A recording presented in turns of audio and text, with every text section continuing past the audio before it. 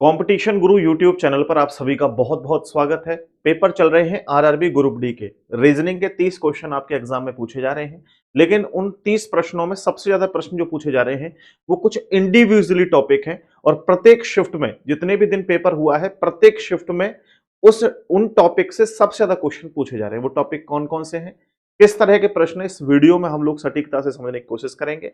अगर इस वीडियो को पूरा आप लोग ध्यान से देख लेते हैं तो आने वाली शिफ्ट्स में डेफिनेटली आपको 100% लाभ होने वाला है। चलिए दोस्तों, शुरुआत करते हैं आज के सेशन की। सबसे पहले यहाँ पर आप लोग देख सकते हैं कि मैंने जो है यहाँ पर लिखा हुआ है उन टॉपिक्स को, जो टॉपिक आपके एग्जाम में यहाँ पर पूछे जा रहे हैं। तो सबसे ज्यादा आप लोग यहाँ देखिए एनालॉगी टॉपिक है। एनालॉगी टॉपिक से मेरे प्यारे साथियों यहाँ 2 से 3 क्वेश्चन पूछे जा रहे हैं। प्रत्येक शिफ्ट की मैं बात करता हूँ, एवरेज यहाँ पर मैंने निकाल के समझा रहा हूँ। किसी शिफ्ट में एक क्वेश्चन कम हो सकता है, किसी में ज्यादा हो सकता है, ये जरूर है। फिर कोडिंग डिकोडिंग की बात करें 3 से 4 क्वेश्चन, सीटिंग अरेंजमेंट की बात करें तो 2 से 3 क्वेश्चन, सीरीज की बात करें 3 से 4 क्वेश्चन, अल्फाबेटिकल सीरीज की बात करें 1 से 2 क्वेश्चन, स्लोजम टॉपिक की बात करें 1 से 2 क्वेश्चन, मैथमेटिकल ऑपरेशन में 2 से 3 क्वेश्चन, ब्लड रिलेशन में 2 से 3 क्वेश्चन, डायरेक्शन टेस्ट में 2 से 3 क्वेश्चन, पजल टॉपिक से 2 से 3 क्वेश्चन, क्लासिफिकेशन से 2 से 3 क्वेश्चन, वेन डायग्राम से 1 से 2 क्वेश्चन, स्टेटमेंट बेस्ड 2 से 3 क्वेश्चन। हालांकि नॉन वर्बल रीजनिंग से भी अगर मैं बात करूं तो 2 से 3 क्वेश्चन बन रहे, जैसे paper cutting, paper folding, mirror image, water image और काउंटिंग ऑफ फिगर टॉपिक से। ये टॉपिक है, बहुत ज्यादा टॉपिक इससे नहीं पूछे जा रहे हैं। अब मैं कुछ क्वेश्चन आपको दिखाता हूं जो कि आपके एग्जाम के अंदर हूबहू आपको देखने को मिलेंगे। तो चलिए यहां पर मैं एक एक करके शानदार शानदार प्रश्नों की प्रस्तुति आपके समक्ष करता हूं। सबसे पहला प्रश्न आपका देखिए यहाँ पे डायरेक्शन टेस्ट टॉपिक से है। डायरेक्शन टॉपिक से जो है वो इस तरह के क्वेश्चन ज्यादा पूछे जा रहे हैं। सबसे पहला कि व्यक्ति का फेस अब किस दिशा में है, कहीं से वो चलना शुरू करता है, बोला उसका चेहरा अब किस दिशा में। जैसे इस क्वेश्चन को थोड़ा पढ़िए ध्यान से तो आपको समझ में आएगी कहानी। कह रहा है आपसे, सपना अपने कार्यालय से सीधे पश्चिम दिशा में 2 किलोमीटर जाती है। यानी अब सपना की शुरुआती दिशा पता है क्या थी, पश्चिम दिशा थी। और अब लास्ट में क्या कह रहा है कि वह घर पहुंचने पर उसका मुख किस दिशा में था, यानी कि आखिरी बिंदु पर उसका चेहरा किस दिशा में था, ऐसा पूछा जा रहा है। तो आपको क्या करना चाहिए, सिंपल कहानी है। सबसे पहले तो आपको एनईएसडब्ल्यू लर्न होना चाहिए। एनईएसडब्ल्यू क्या होता है, तो एनईएसडब्ल्यू यहाँ पे एन को उत्तर बोला जाता है, ई को पूरब बोला जाता है, साउथ को दक्षिण, ठीक है, यानी कि साउथ को दक्षिण और वेस्ट को पश्चिम कहा जाता है। ये दिशाएं होती है, इधर की तरफ चलते हैं तो राइट होता है, वापस आते हैं तो लेफ्ट होता है। बस इतना आपको ध्यान में रखना है। देखो ये कह रहा है कि सीधे वो अपना कहाँ चलती थी, पश्चिम दिशा में जा रही थी, यानी कि शुरुआती दिशा कौन सी थी उसकी, पश्चिम दिशा थी। बस रहने दो। अब कह रहा था कि भाई वह फिर दाएं मुड़ती है, तो मैंने दाएं को सर्कल कर लिया।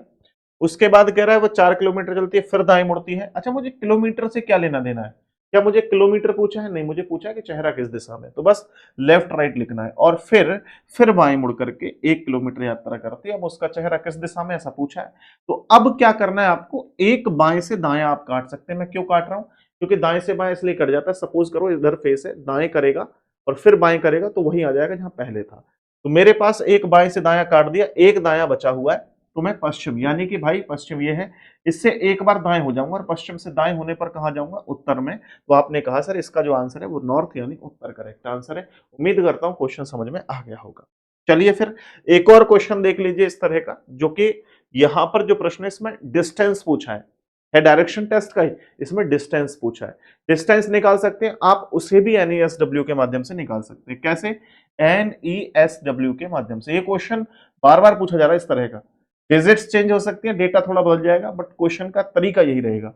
आपसे कह रहा है गणेश दक्षिण दिशा में 5 मीटर चलता है। दक्षिण कौन सी है, फिर से हिंदी में लिख लेता हूं, उत्तर पूरब दक्षिण पश्चिम, ये दिशाएं हैं।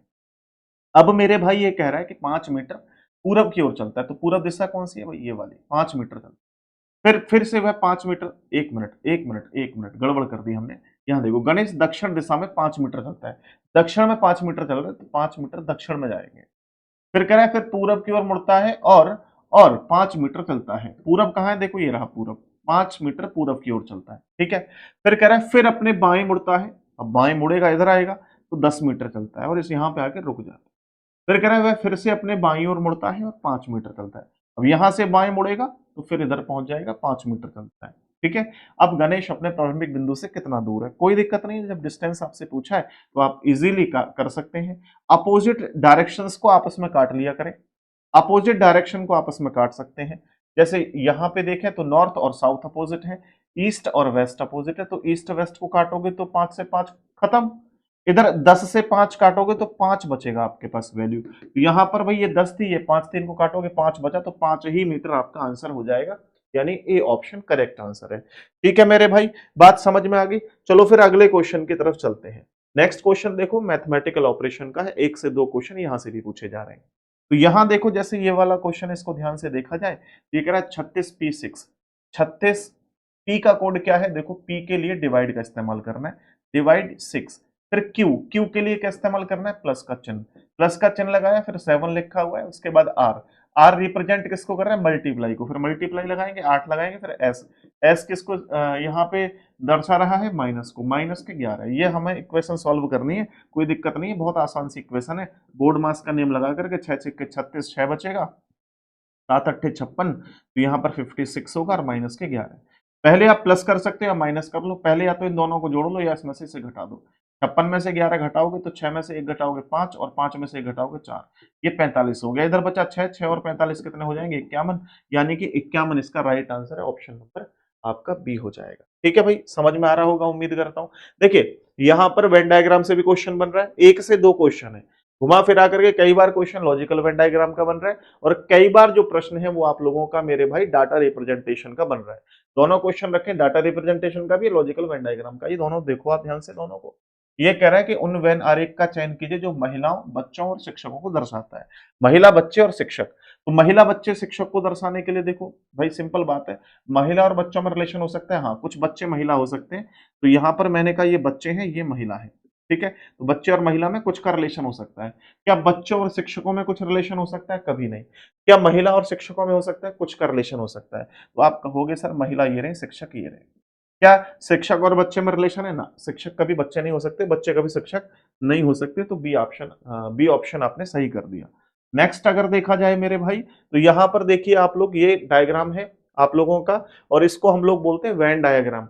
वेन डायग्राम में इसको टाइप भी दिया गया है, इसको बोलते हैं हम लोग डाटा रिप्रेजेंटेशन। कुछ डेटा दे रखा है, उसके आधार पर आपको बताना है कि वो बताइए भाई उन उन उन बौने लड़कों को दर्शाता है जो लेखक हैं और बैडमिंटन नहीं खेलते हैं, ऐसे लोगों को दर्शाना है। पहले इसकी वैल्यू को रखो भाई, जैसे यहाँ पे कह रहा है आपसे, रेखा चित्र में वर्ग लड़कों को दर्शाता है, वर्ग मतलब होता है स्क्वायर, तो ये तो लड़कों को दर्शा रहा है वर्ग। और फिर उसके बाद कह रहा है आपसे कि वृत्त आकार जो है वो बौनों को दर्शाता है, वृत्त मतलब होता है ये सर्कल, ये बौनों को दर्शाता है भाई, तो मैंने बौने यहाँ लिख लिए, वृत्त बौनों को दर्शाता है। फिर कह रहा है त्रिभुज जो है वो बैडमिंटन को दर्शाता है, ये त्रिभुज है, ये बैडमिंटन को दर्शा रहा है भाई, ये बैडमिंटन को दर्शा रहा है। और फिर कह रहा है कि भाई जो आयत है वो लेखकों को दर्शाता है, ये आयत है, ये लेखकों को दर्शाता है। तो ये 4 ही तो कुल डायग्राम है इसके अंदर, जो कि 4 है, लड़कों के, बैडमिंटन, बौने और लेखकों के। तो अब क्या पूछा है वो देखना है हमें, जो पूछा है वो देखना है।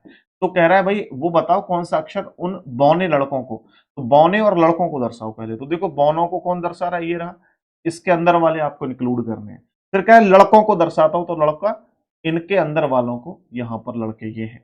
ठीक है, यानी ये डी सी ई जी ये हो गए अभी, बट जी एच। अब देखो आगे देखो, लेकिन ये कह रहा है कि हाँ भैया आगे लेखक भी हों। लेखक कौन है, ये रेक्टेंगल वाले जो है वो लेखक है। अब यहां पर देखो इनके अंदर जी और एच आ गया, जी और एच, लेकिन आगे देखो कह रहा है कि बैडमिंटन नहीं खेलते, तो इन जी एच में से एक निकलेगा जो कि बैडमिंटन वाला है। बैडमिंटन वाला कौन है भाई, ध्यान से देखो, बैडमिंटन वाला है ट्राइंगल, तो ट्राइंगल में से एच बाहर आ गया, बचा क्या, जी। तो जी ऐसा नंबर है जो सभी के अंदर है, छोड़ करके केवल एक डायग्राम को, वो डायग्राम कौन सा है, केवल और केवल मेरे भाई वो है बैडमिंटन का डायग्राम, उसे छोड़कर सबके अंदर है। तो जी आकार आपका राइट आंसर है, ऑप्शन सी राइट आंसर। उम्मीद करता हूं कि क्वेश्चन बहुत ही सिंपल तरीके से समझ में आ रहा होगा। चलिए कुछ और क्वेश्चन मैं आपको दर्शाता हूं यहाँ पे अच्छे वाले। तो एक प्रश्न मेरे भाई ये रहा, ये आपका ब्लड रिलेशन का क्वेश्चन है। ब्लड रिलेशन के क्वेश्चन भी आपके एग्जाम में पूछे जा रहे हैं और भर भर के क्वेश्चन पूछे जा रहे हैं दोस्तों। देखिए ये क्या कहता है आपसे, ये है coded blood relation. Coded blood relation के अंदर देखो पी स्टार जी दे रखा है, स्टार किसको रिप्रेजेंट करता है, देखो ए स्टार बी का अर्थ है कि ए बी की बुआ है, यानी पी जी की बुआ है। अगर मैं जी की बुआ बनाऊंगा तो जी की बुआ का मतलब क्या है, जी के पिताजी की बहन, ये बुआ है, कौन है ये है पी, पी जो है वो जी की बुआ है। देख लो भाई बात बन गई। आगे देखो, आगे कह रहा है यहां पर परसेंट लगा हुआ है, जी परसेंट यू, परसेंट किसको रिप्रेजेंट कर रहा है, ए बी की माँ है, यानी हम बोलेंगे जी यू की माँ है। जी किसकी माँ है, जी जो है वो यू की माँ है, ये बन गया। फिर हैशटैग किसको रिप्रेजेंट कर रहा है, ए बी का भाई, यानी कि यू बी का भाई है। यू जो है किसका भाई है, वी का भाई है। फिर यहां पर देखो ये चिन्ह लगा हुआ है, इसका अर्थ ये है कि ए बी की बेटी है, यानी वी जो है वो टी की बेटी है, वी जो है वो टी की बेटी है। अब जी की यहाँ पे बेटी होगी और टी की बेटी करने के लिए जी की और टी की शादी करवा दी जाएगी। फिर कह रहा है टी हैशटैग जेड, हैशटैग फिर से कह रहा है कि ए बी का भाई, यानी कि टी जेड का भाई है, टी जो है वो जेड का भाई है, तो जेड इधर आ जाएगा, जेड का भाई कौन है, टी। अब जेड का भी जेंडर नहीं मालूम तो आगे देखिए यहां पर क्या है, जेड स्टार वी, स्टार किसको रिप्रेजेंट करता है, ये कहता है कि भाई ए बी की बुआ है, यानी जेड वी की बुआ है। जेड जो है इस वी के पिता की बहन, ये तो बुआ होगी, इसकी ये बुआ होगी। अब क्या पूछ रहा है आपसे कि तो जेड का जी से क्या संबंध है, तो जी से हमें जेड की तरफ चलना है। जब जी से जेड की तरफ चलोगे तो ये इसके पिता, ये इसके पति हैं, पति की बहन, यानी हस्बैंड सिस्टर आंसर हो जाएगा, हस्बैंड सिस्टर यानी कि पति की बहन। चलिए फिर अगला क्वेश्चन देखो क्या कह रहा है मेरे भाई। अगला क्वेश्चन बहुत ही सुंदर प्रश्न है, ध्यान से देखिए और इस प्रश्न को देखिए जरा ध्यान से, क्या कहता है। देखो ये कह रहा है आपसे कि एक व्यक्ति की ओर इशारा करते हुए विवेक ने कहा, दो व्यक्ति होते हैं, एक जिसकी तरफ इशारा हो रहा है, एक जो इशारा कर रहा है।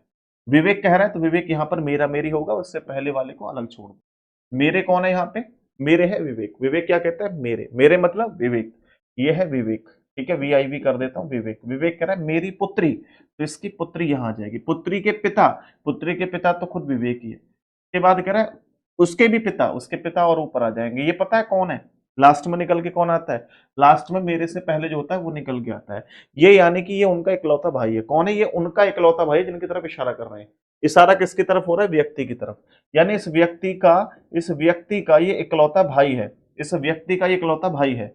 ठीक है, ये फैमिली ट्री बन गया। कह रहा है कि उस व्यक्ति का विवेक से क्या संबंध है, तो विवेक से इस व्यक्ति की तरफ चलोगे, इसके पिताजी हैं, पिताजी का भाई कौन होते हैं, चाचा, तो पिताजी के भाई कौन हो जाएंगे, चाचा करेक्ट आंसर है, यानी कि ऑप्शन सी हो जाएगा। ठीक है दोस्त, आ रही है बात समझ में। चलो फिर नेक्स्ट आ जाओ आगे। आगे भाई आए हम लोग तो यहां पर देखेंगे ये वाला क्वेश्चन देखो। चलो ये वाला क्वेश्चन देखो, ये वाला क्वेश्चन देखो, आपका पजल टॉपिक का है और पजल टॉपिक के भर भर के क्वेश्चन पूछे जा रहे हैं, भर भर के क्वेश्चन आपके एग्जाम में आ रहे हैं। तीन तीन दो दो तीन तीन क्वेश्चन है, और अगर मैं दो टॉपिक को इंक्लूड कर दूं ना, एक सीटिंग अरेंजमेंट को और एक पजल को, तो चार चार पांच पांच प्रश्न है दो टॉपिक से ही, तो चार पांच प्रश्न मायने रखते हैं मेरे भाई, मायने रखते हैं। तो क्या कह रहा है देखो ध्यान से, DEFGHIJ में प्रत्येक का फुटबॉल मैच सोमवार शुरू होकर के सप्ताह के रविवार तक समाप्त होना है। तो सोमवार से शुरू होना है, सोमवार, मंगलवार, बुधवार, बुधवार, गुरुवार, शुक्रवार, शनिवार और रविवार। देखना इन्वर्टर हमारा कर रहा है क्या, बाहर देख के हो जाओ।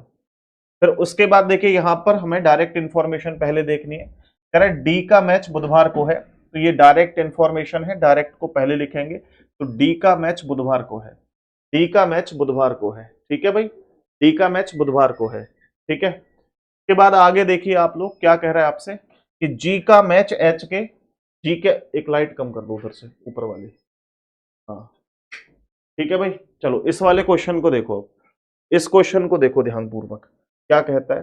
प्रश्न कह रहा है कि भाई ई का मैच आई के मैच के ठीक बाद वाले दिन है, ई का मैच आई के मैच के बाद वाले दिन है। ठीक है, आई का मैच कह रहा है कि ई का मैच आई के बाद है, ई का मैच आई के बाद है। ठीक है, फिर कह रहा है जी का मैच एच के ठीक बाद है, जी का मैच ई के ठीक बाद है, जी का मैच, एक सेकंड एक सेकंड एक सेकंड, ये कह रहा है जी का मैच एच के मैच के ठीक बाद है, जी का मैच एच के बाद है, तो यहां रख लेता हूं जी का मैच एच के बाद है, ये हो गया। फिर कह रहा है जे का मैच ई के मैच के ठीक बाद है, जे का मैच ई के बाद है, तो जे का मैच ई के बाद है। ठीक है, फिर कह रहा है लेकिन रविवार को नहीं है, लेकिन रविवार को नहीं है, लेकिन रविवार को नहीं है, लेकिन रविवार को नहीं है मतलब ये हुआ कि लेकिन किंतु परंतु हम दूर वाले के लिए यूज करते हैं। दूर कौन है, जे, यानी बोल सकते हैं हम कि जे जो है वो रविवार को नहीं खेलता भाई साहब, जे रविवार को नहीं है जे का मैच। ठीक है, तो ये हमारे पास हिंट आ गई, सब वैल्यू आ गई। अब इनके आधार पर प्रश्न का आंसर करना है। देखिए ये तीनों एक साथ बैठने, ये तीन एक साथ या तो यहां बैठ सकते हैं, ठीक है, या फिर यहां बैठ सकते हैं, एक दो तीन यहां बैठ सकते हैं। अब देखो कहां बैठाने हैं आपको, यहां जे के लिए मना कर रहा है तो जे को यहां बिठाओगे, ई को यहां बिठाओगे, आई को यहां बिठाओगे, ये दोनों एक साथ ऊपर बैठेंगे, एच इधर जी इधर। ठीक है, और इसके अलावा लास्ट में एक व्यक्ति बचा हुआ है एफ, एफ इधर आ जाएगा। क्या पूछ रहा है कि इनमें से किसका मैच रविवार को है, तो रविवार को जो मैच है वो एफ का है, तो यानी कि ए ऑप्शन इसका करेक्ट आंसर हो जाएगा। ए ऑप्शन इसका करेक्ट आंसर मेरे दोस्त हो जाएगा। ठीक है, बात समझ में आ रही है? कोई दिक्कत है यहां तक? बताओ। आगे आते हैं। नेक्स्ट अगर क्वेश्चन देखें तो आप लोगों के जो कि मैं कह सकता हूं एनालॉगी से बना है, वो ये क्वेश्चन बना है, देख लो जरा। 13 को 195 लिखा हुआ है, 11 को 143 लिखा है, 7 को क्या लिखा जाएगा? सिंपल सी कहानी है, समझने की कोशिश करो। 13 का अगर स्क्वायर करता हूं तो मैं 169 हो जाता है। 169 में मेरे भाई अगर मैं 26 जोड़ दूं तो 195 हो जाएगा। लेकिन 26 मैंने जोड़ा कैसे? इस 13 का दोगुना कर दिया, 26 होता है। ऐसे 11 का स्क्वायर करता हूं तो 121 हो जाएगा, और 121 में 11 का दोगुना जोड़ दो, 11 दूने 22, तो यहां पर कितना हो जाएगा? 143। ठीक है, बात बन रही है। फिर 7 का स्क्वायर किया 49, 49 में मेरे भाई 7 दूने 14 जोड़ दो, 9 और 13, 4 5 और 1 63 आंसर हो जाएगा, यानी कि ऑप्शन ए करेक्ट आंसर है। ठीक है भाई, क्लियर है? आ रही है बात समझ में? अब इसके बाद नेक्स्ट क्वेश्चन एक मैं आपके लिए दे रहा हूं, ये देखो जरा। इस क्वेश्चन का आंसर आपको होमवर्क में करना है। बाकी इसके अलावा जो क्लास है वो कंप्लीटली कल से रेगुलर रात को 8 बजे से मेरे भाई लाइव आप लोगों की आने वाली है, स्पेशली दिल्ली पुलिस वाले एग्जाम्स, दिल्ली पुलिस वाले स्टूडेंट्स के लिए। किसके लिए? दिल्ली पुलिस वाले स्टूडेंट्स के लिए। तो आप मेरे भाई रेगुलर जुड़े रहिए और हमारे साथ और क्लासेस को कंटिन्यू देखते रहिए। बहुत बहुत धन्यवाद आप सभी का। नमस्ते, राम राम।